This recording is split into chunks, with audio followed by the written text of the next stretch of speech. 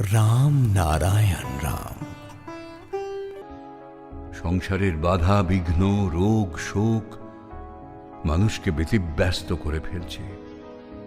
এই সংসারে কারোর স্থায়িত্ব নেই, সকলকেই একদিন মিশে যেতে হবে। কাজেই বলছে সম্বল দরকার, যাওয়ার রাস্তায় সম্বল গুছোতে হবে।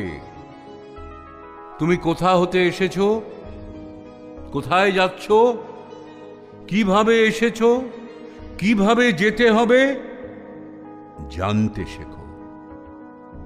শুধু খাওয়া দাওয়া, সন্তান লালন পালনই শেষ কথা নয়। স্রষ্টার আরো গভীর উদ্দেশ্য আছে। স্রষ্টার সৃষ্টির রহস্য কি খেয়াল রাখবে। খেয়াল রাখবে এই পরিদৃশ্যমান জগতে কি সুন্দরভাবে সব সাজানো রয়েছে। তুমি এসেছো, আমরা এসেছি, আবার গতির দিকে চলে যাব। বারবার করে আমরা আসছি আর যাচ্ছি। আবহমান কাল ধরে এ সংসারে কেউ থাকছে না।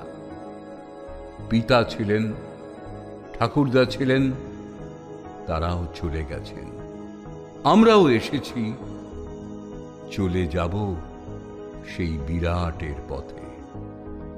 কান কথা অর্থাৎ শোনা কথা বা ধারণায় চলবে না। নিন্দা সমালোচনা করবে না। গালি নিন্দা বাতাসে ভাসবে, তুমিও বাতাসে উড়বে। আমরা জন্ম মৃত্যুর ছকে নানা জীবজন্তুর মাঝে বারবার আসছি আর যাচ্ছি। এর থেকে রেহাই পেতে হলে স্রষ্টার সৃষ্টির মাহাত্ম্য জানতে হবে। বারবার যদি একই অবস্থায় পড়তে হয় তবে আর কি মূল্য আছে জীবনে? তাই সাবধানতার দণ্ড দাঁড় করিয়ে রাখো।